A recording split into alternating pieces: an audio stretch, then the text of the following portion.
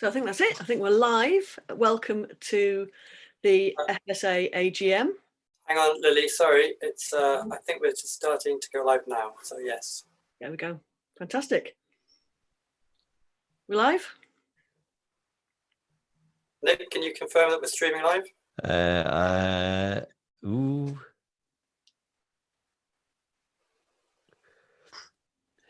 It looks like we are. Fantastic. So in that case, I'd like to welcome you all to the Forest School Association AGM 2020.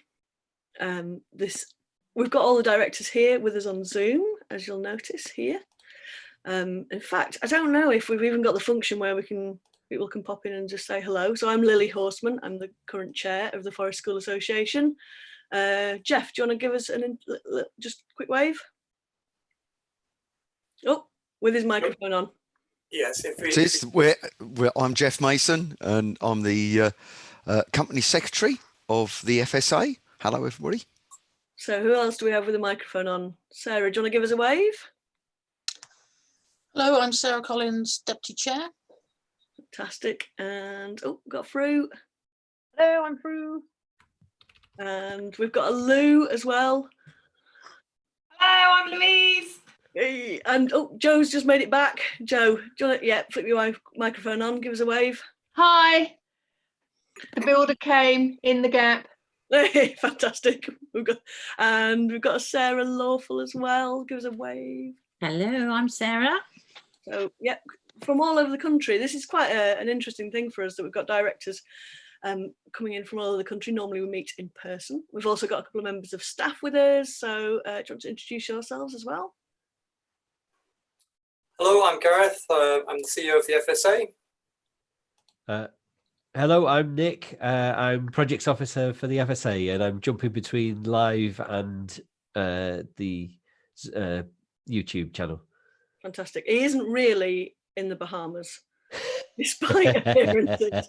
He wishes. So we were intending to have our meeting face to face as we normally do. However, unusual circumstances have meant that we're now meeting on Skype. We have got a director who isn't here. John is currently in Namibia.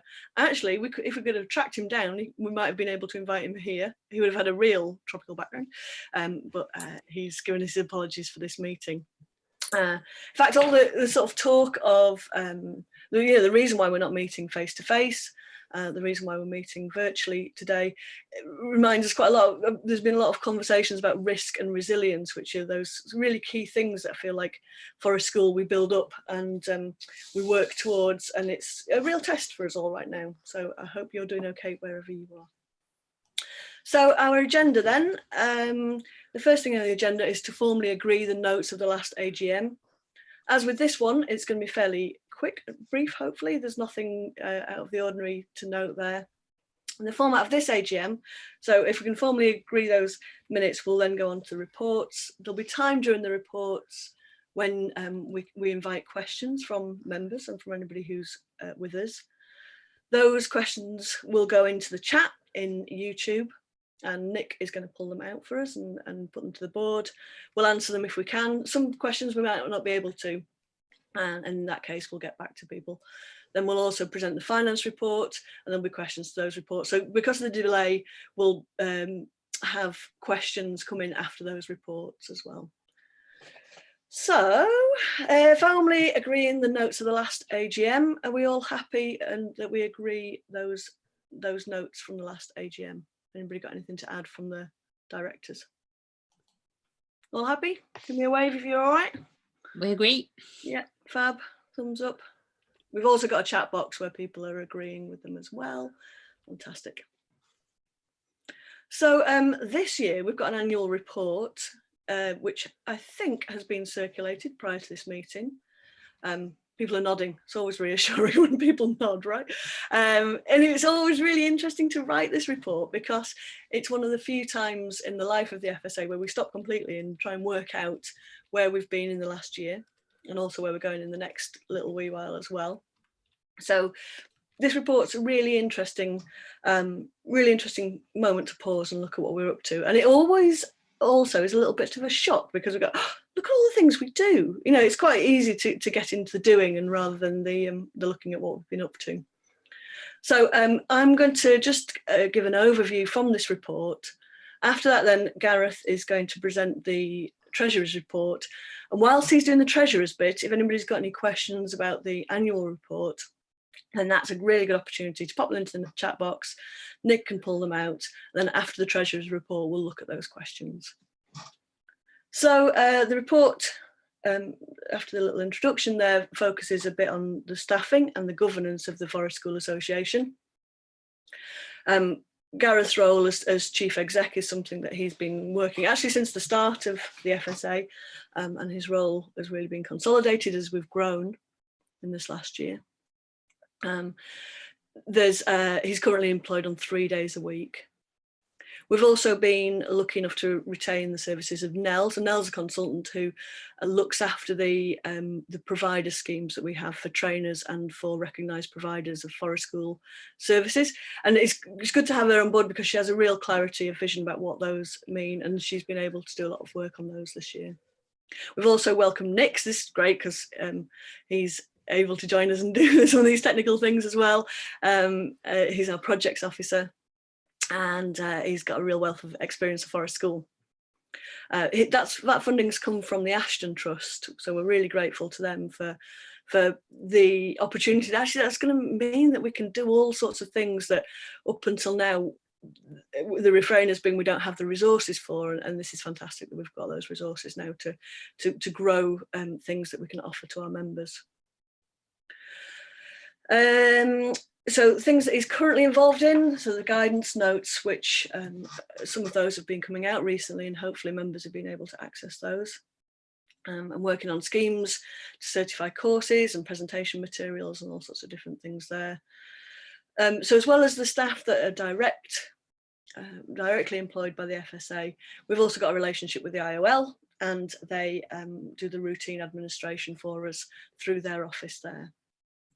The board of directors, so you've met all of them, they've all given us a wave, and they've been, because we've now got more staff, we're able to move toward focusing on our strategic responsibilities more. And we meet by Skype, we meet by, Zoom today. So this is a fairly normal experience for us to just have little floating heads for each other and sort of try and communicate in that way. We do meet up face to face as well. Oh, I just realised I've covered my chat box. I can't see if anybody's trying to communicate with me. There we go. So yeah, we do meet up face to face, actually in a little off-grid hut in the woods. So that feels very congruent for the sort of organisation we are, to be able to sit by the fire and chat with one another.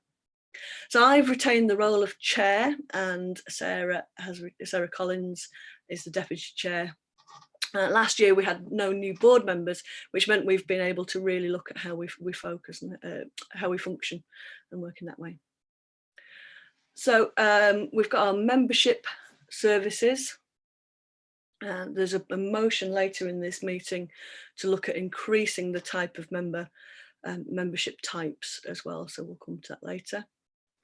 The website is a really key part of the way we function, and this year actually we've been able to do a lot in the back office, which means it works much better for members.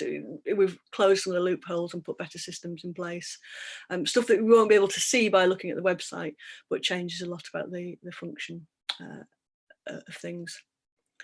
Then we've got the next section of the report looks at the trainers scheme and the recognised provider scheme.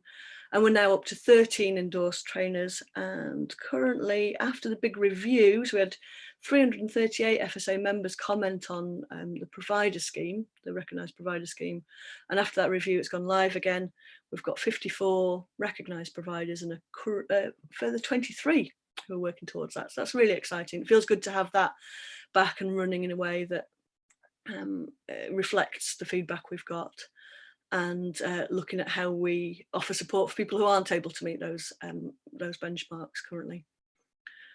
The forest school qualifications, so we carry on working around those. We've been working with a Scottish awarding organisation to make sure that there's a link between the the forest school qualification that's on the SQF, the Scottish Qualification Framework, and the equivalent Ofsted framework, the RQF, and we're doing the same with Wales as well at the moment, working towards that. One of the highlights for the FSA is always our conference, and last year's was an amazing, amazing production. The Surrey and Sussex local group put that together, and it was a really, I think we were all there as well as directors. Were we all there? Give us a little wave if you were. Yeah, quite a lot of people there. Sarah Lawful did a lot of work towards that as well, working with that local group. 40 workshops, some really inspiring speakers, and a really valued time. And again, our thanks go to Surrey and Sussex local group for that, because we had an amazing experience. Our next conference is going to be in Oxfordshire. There's obviously a conversation about that currently, but we'll hopefully have more news for you down the line about that. We've got a number of local groups. Some of them meet in real life, some of them are virtual groups. That's local county groups where they meet to network and support one another. Lou is our rep who supports them, and she's done that actually since the beginning of the FSA, I think. So she's, really understands the role there, and is able to work with that group of people, who also in turn are able to feed back to the FSA and give us a lot of information to help us understand what's going on there. One of the things that we've been really trying to look at is how we advocate for forest schools nationally and internationally. And to that end, we've signed up to be a supporter of the Greener UK Coalition, as part of our, wanting to speak up to ensure good government policy for woodlands and for the ecological environment. We've sort of aligned ourselves with them where it's appropriate. We've also attended quite a lot of networking events. I think if I read them all out, it would take a wee while, but the people who are decision makers around for the National Forest School Plan, for example, the bringing children closer to nature. So a lot of those things that we're involved in at the moment are really trying to get forest school on the agenda in a wider way. As part of the Closer to Nature thing, there was a survey run in 2018 where we got a lot of evidence about the barriers and opportunities for forest school practice, and that was in partnership with Silver and funded by the Ernest Cook Trust. And we're also part of the Forest Education Network as well, supporting them with their conferences and decision making. Loads of other things. International stuff. So John went to Brazil, Gareth went to China, Sarah's been to Florida. So again, we're making those connections with lots of international partners as well. So Forest School Day was something else that directors have been involved with, and Forest School Day people came to the conference as well. Katie Huey's been driving that, and again that's something that we've been supporting, a celebration of forest school. The Forest School Trading Limited is a trading company that was set up in 2018. That gives us some opportunities to work in a way that as a charity the FSA can't, but we're linked and support forest school trading. Currently, some of the trading companies' activity in China is obviously limited by the progress has been limited there for obvious reasons with the coronavirus. So as with finances then, like I say, most of our funding comes from the membership and from the conference, and then the Ashton Trust funding. I'm going to give Gareth the opportunity to present the accounts. While that's happening, we've got a 20-second lag, like I say, on question, and I'll have a look at those while Gareth presents the accounts, and then we'll come back to any questions that have come in. Okay, so Gareth, can I hand over to you? Is it there? Oh, microphone on. Microphone on, Gareth. I'm here. It's okay. Thank you. All right. You're welcome. Slick, eh? So financial report. So the financial year for the FSA runs to the 31st of August each year. So the accounts that we have to report on at this AGM are from 2018, 2019. This was before we received the funding from the Ashton Trust, which has obviously made a huge impact on our ability to do things in the organisation. Since we started in 2012, we've always had a reliance on membership fees, and that's no different for the last accounting period. So membership fees brought in £52,000 in the 2018-2019 year, and that is actually slightly down on the year before, which was 53,500. So same order of magnitude, but we did hear in that year that many similar organisations were experiencing drops in membership. Ours didn't drop tremendously, but it did have a small impact on membership fees. For the year, we created a modest surplus of £16,000, and about half of that came from the 2018 festival or conference, whichever it would have been in 2018. I'm sorry about that. So that meant that as of the end of that financial period, we had reserves of £47,000. And we certainly intended to use that as a springboard for moving the organisation forward, and then combined with the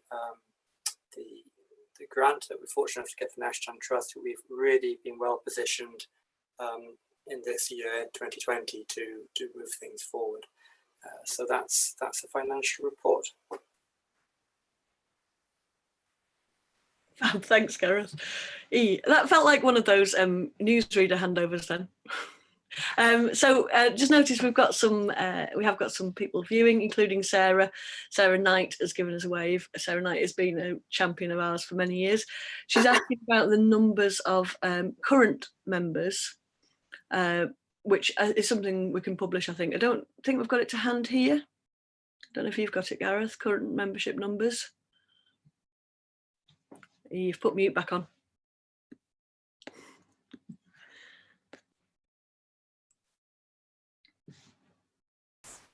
Sorry about that. I'm flitting between applications on my computer. I'll get the membership numbers now. Yeah, thank you. Okay. So have we had any other questions, Nick? You're checking out questions for us, aren't you?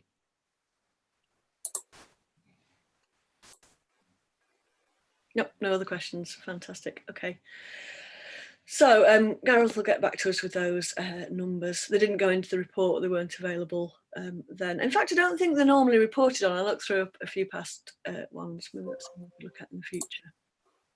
So if we've not got any questions for the financial report as well, in fact, there might be any questions from directors. You know, we've been checking with Nick. Nobody's typed in any questions, but anybody else got anything from here?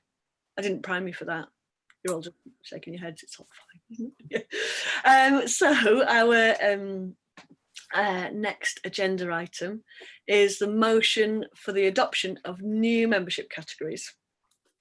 So this proposal was to increase the membership types from our current existing membership types and to make some additional ones. This is something that's actually come up, was a suggestion by current members whose circumstances were changing. Actually, I'm just realised I haven't got the exact wording of the proposal there. Have you got it, Gareth? Have you got it handy? I know you're checking loads of different things. Could you read us the exact motion, or anybody else got it to hand? So you can grab it first. I was about to. Doing too many jobs, eh? So the proposal that went out to members was voted on, and hopefully we can also say that that proposal has been passed. So you got it there, Gareth?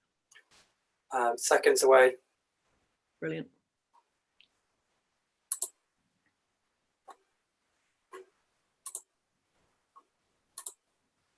I just realised that the wording on the website is different, so let me. Okay. Yeah, thank you.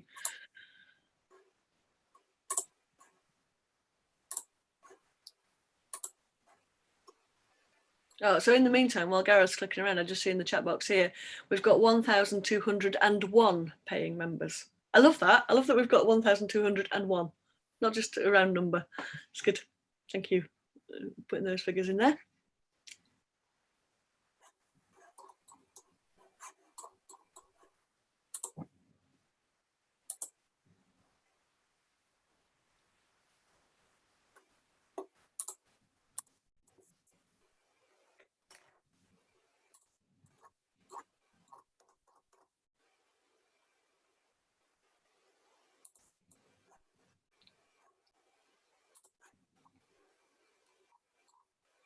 How's it going? You got it? Getting there. Okay.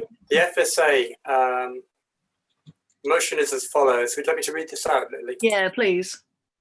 The motion is as follows: that the FSA 1 creates a new membership type called affiliate member. This membership type is for people who are part of the Forest School community but who are not practicing Forest School at this time. Note, this is a catch-all membership for people who are unemployed, retired, no longer practicing Forest School, people interested in Forest School but not yet trained or undergoing training, friends and family of people involved with Forest School, etc. The cost would be £20 per year at the time of launch. They would be able to access all the benefits of an individual member but would not be entitled to vote. This brings them into line with the trainee membership type. So we've had a lot of demand for this because not everybody would fit within the individual. So anybody could have had the individual membership type, but as they weren't practicing for a school, they wouldn't necessarily willing to join. So this hopefully will allow people to feel they can join the FSA even if they don't practice currently. The second part of the motion is 2 creates a new membership type called Honorary membership. This lifelong free membership type will be awarded by the board to people who have given special service to the FSA or the Forest School community. They will hold the formal title of FSA Ambassador. Honorary membership may be withdrawn at any time by majority board decision if the recipient breaches the code of conduct for FSA members. Note, these are people we want to recognise for their service and whom we wish to act as ambassadors on our behalf. They will have full voting rights and can access full member benefits. They will be eligible to be elected to the FSA board like any other full member. That's the end of the motion. Thank you. That's nice. So that motion was sent out to members about a week ago, and could you just let us know if it's been, have you got the results there? I do. Hey.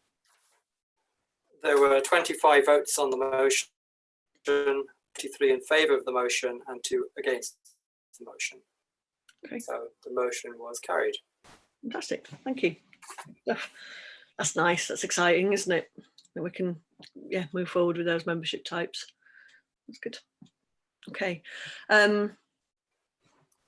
So our next agenda item is the election of directors.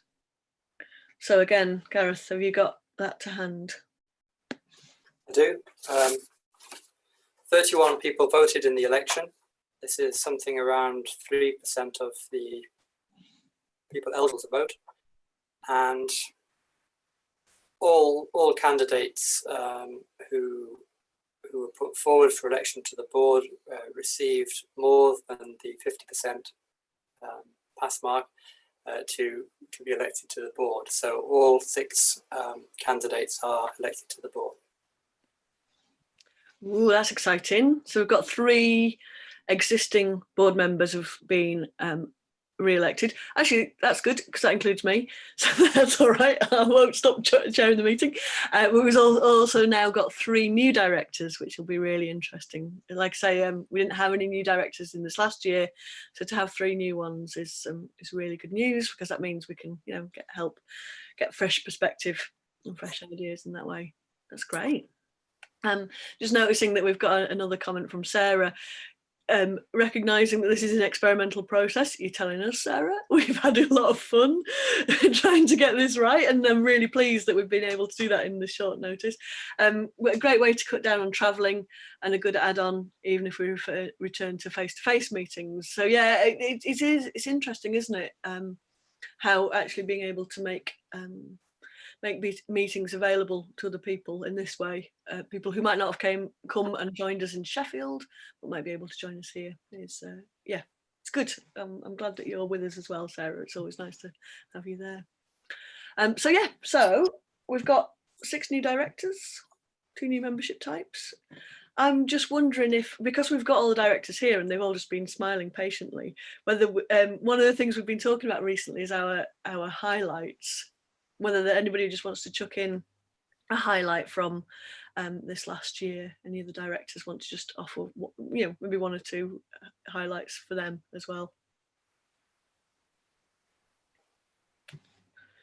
see how I didn't prep anybody for this and they've all just gone quiet? Well, I'd love to, Lily, if I Oh, there may. you go, Sarah. Thank you. Hello. I think just to reassure people, often we have people will talk to us when we're at various meetings and things and say, oh, you know, we need the FSA to be talking to government. We need the FSA to be talking to Ofsted. We need the FSA to be talking to people in forestry and environmental areas. And there's a lot of that going on. And I think to say that, you know, we have been asked to be giving our knowledge and our experience to people involved in this tree strategy, to people involved in looking at planning new curriculums. So, you know, even around things like creating the new GCSE on nature. And there are FSA members and FSA directors involved in those kind of conversations with people. And to say that, you know, our members are really important in that advocacy role. And as directors, we're aware of FSA members who, for all different kinds of reasons, can't commit to being directors, are having a huge impact on our behalf. So I would like to just encourage everybody really and say there's a lot going on behind the scenes. And the fact that we are being asked to go to other countries to talk about forest school here is a real signal that in 25, 26 years, forest school has grown exponentially in terms of influence. Yeah, that's really true. Yeah, thanks, Sarah. That's Thank you. Interesting perspective. Nice. Jeff also wanted to just chuck something in there as well. You got something to add, Jeff? I have indeed, yes. Really, my highlight, I've been involved with the FSA from the outset, and I've seen it grown from an ideal to where we are now. And this last year, I think my highlight has been the fact that we've actually, it feels like to me as the company secretary, that we've become a proper functioning organization, like a business. It's become much more serious. It's much more planned. Our actual ability to function as a board of directors in a more professional manner has really come on in leaps and bounds. And I think this has got to be down to the work that Gareth has done as our CEO, and also having been able to bring on board Nick and also Nell. And so I think the fact that we are now becoming a professional organisation to represent the profession of forest school is my highlight. Yeah, fab. Thanks, Jeff. And actually what's really nice is that you were just talking about the fact that we've managed to welcome Nell, and she's just given us a little wave, a little virtual wave, because she's been able to join us in this format where she wouldn't have been able to come to Sheffield. So, and she says nice things about us. I don't know if I should read it out. Yeah, I will. So it says, thanks to dedicated and hardworking directors, you make the employed functions possible and so much more informed. Formal thank yous, by the way. They're nice. Thanks, Nell. So Lou's just going to give us a shout out for local groups. What have you got to add there, Lou? Yeah, I just want to say big thank yous to all of our members who are part of their local groups, either real life face-to-face ones or the virtual ones. There's so many good people doing loads of stuff voluntarily to enable people to network with one another. I know several groups have pub nights that seem to be popular to kind of, chat and talk through forest school practice and any issues that come up. There's family-friendly networking days happening in various places, almost little mini festival-y, conference-y type things, big weekend campouts in the woods, some groups do. So it's wonderful to hear all the lovely things that people are doing to support and network and just spread the forest school love, really. Oh, that's great. And it's nice to hear that there's lots of different ways to be a local group as well. It's not just one, it's not a cookie cutter thing, it's whatever people need. And that a lot of those people are doing that as volunteers as well, supporting one another in the same way that existing directors and our new directors are all volunteers, so you know, massive thanks to them, because they give a lot of time, or will give a lot of time. I'm looking at you, new directors, you know, to support the functions of the FSA, and that actually, for those, if there are any of our new directors watching, I hope you are, that we'll be in touch really soon, and that we've got a plan to get you up to speed on what's going on as well. And that's yeah, really important, becoming part of the organisation as well. So can I just check if there's anybody got anything to add, or any more questions that have come in? Oh, Joe's giving me a little wave. You all right? Only just to highlight something that Sarah said a little while ago, how the expectation is there now with regards to contribution from Forest School, whereas before we were sort of really pushing to be included. That seems to have been elevated. You know, we seem to be getting included without having to do so much door knocking. So that's the first change that I've really seen this year. And also that it's much wider, our inclusion. It's not just about Forest School and children, it's much more in a whole environmental aspect, in the broader, wider picture of the environment. So it's changed from being niche to, you know, we're getting to mainstream, not quite. Yeah. That's a huge thing to be positive and to look forward to. That's really exciting. Yeah, I just feel like a sort of maturing of Forest School in the UK, actually. Yeah, and not having to constantly explain over and over what Forest School is. Yeah, it is. It's interesting, isn't it? Yeah. So the just something that's happened this week, so it didn't make it into the report, is about Sarah. The two Sarahs, in fact, have been to a launch for a thing about Zest for Learning, and again, Forest School has been included in that. I don't know if either of them want to add anything about that, but you know, the fact that it's integral to lots of things that are coming out rather than peripheral is, yeah, it's great, isn't it? It's really exciting. It's good. Just another little note in the side there about it's an interesting way to involve members. This is from Joe Gold. I'm sure when you get this sorted, it'll run more slickly. Already quite slick. It could be more slick. But the fact that, yeah, Joe says she wouldn't come up from the south coast to Sheffield, and yeah, so you know, as a group of directors, I think it's Jeff and I are the furthest apart. I'm in Cumbria and he's in the Isle of Wight. Portsmouth as well. We've got, you know, directors there. So yeah, it is interesting how we can use technology to connect with each other and our members as well. Yeah, interesting stuff. So anything else anybody like to add? Anything I've not, I should have said and didn't? Can I add something, Lily? Yeah, of course, yeah.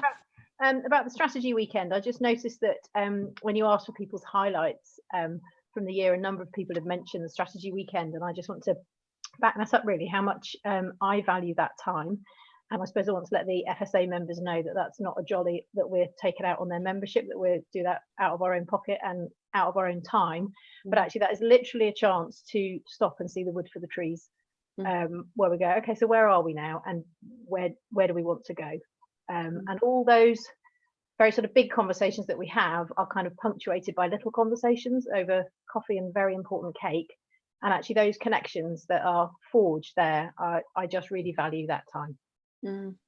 Yeah, no, I think that's a really good point. Yeah, I maybe didn't emphasize the seriousness of that those meetings, but yeah, it's key, isn't it? You know, to be an organisation that functions is one of our because I think regularly we struggle with the Skype aspect of our meetings. You know, that disconnection that we often feel, and actually also the exhaustion sometimes at the end of an hour long, really concentrating, and you're not really sure how good the connections are, and actually just to have a weekend to properly connect is very valuable. So another little comment here coming from Sarah about the work that's happening again in her local area in Cambridgeshire, really looking at the value of long-term processes that fully follow the Forest School principles, and actually that's something that's going to be, hopefully we'll be able to get a lot more evidence for over the next year with one of the projects that Nick's involved in. So again, you know, hopefully we can carry on those conversations about how forest school that follows the principles really can deliver the outcomes that we're hoping for the children and young people that we work with, which is actually, you know, the reason why we're all involved in this work, is because we really value those outcomes for those children and those young people. So, yeah, good stuff. So I think, unless anybody wants to stop me, I'm going to end this this AGM, and thank you ever so much to everybody who's attended, either in real life here or people who have been able to join us virtually.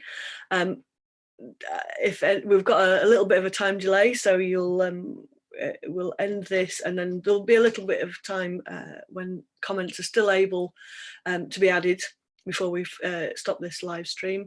Obviously, if you're catching this up, no, that's not the right word, is it? But if you come to this and it's not live, you'll be able to obviously watch this whole AGM. And if you've got questions for us, either for the directors or for the FSA, then do feel free to email us and start that conversation as well. And if you're not a member, maybe this is a good time to join as well, because our members are a really key part of this organisation and making everything work.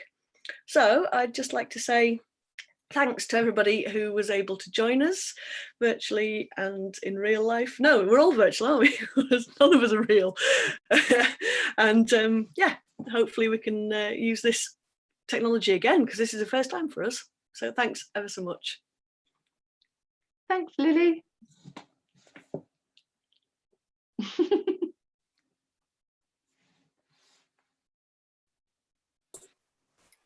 Nick, do we have any more comments to take in before we end the stream? Just Sarah said, woohoo, exciting, well done. Thanks, Sarah. I love it. I love we've got a champion. It's great. Okay, I'm going to end the stream. Fab.